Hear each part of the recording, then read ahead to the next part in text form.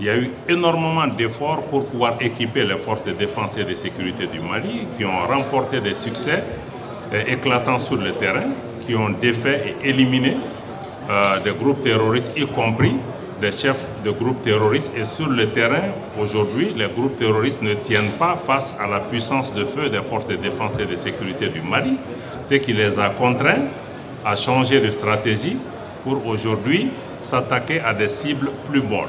Donc vous voyez qu'on est très loin du scénario qu'on vous décrit à l'extérieur de notre pays pour dire que les terroristes sont là, ils sont à Bamako, ils vont prendre ceci, cela. On n'est pas du tout dans ce scénario. Et le scénario qu'on vous a décrit et qui a été concocté, nous le savons, dans des officines, des services de renseignement étrangers, mais aussi sur les plateaux de télévision, n'est pas le Mali, n'est pas le Bamako que vous avez en face de vous. Le Mali est debout, il y a des difficultés, il y a eu des perturbations du système d'approvisionnement. À un moment, l'État s'est organisé, a mis en place un plan stratégique pour reprendre l'approvisionnement, pour assurer la sécurité des convois et plus généralement intensifier des opérations militaires pour la sécurisation du pays. Et progressivement, vous voyez que des centaines de camions arrivent par jour pour reprendre l'approvisionnement de Bamako et d'autres localités, et nous allons maintenir ces efforts. Vous savez, on est dans une confédération avec le Burkina Faso et le Niger, la confédération des États du Sahel.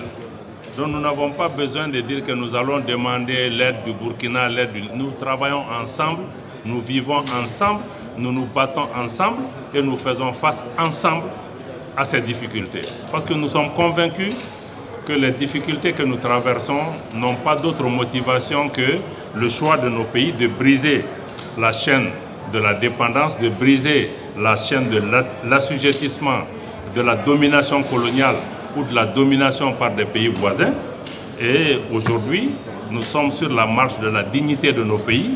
Nos pays sont attaqués pour d'abord briser cette dynamique et faire en sorte que d'autres pays africains ne suivent pas ce chemin.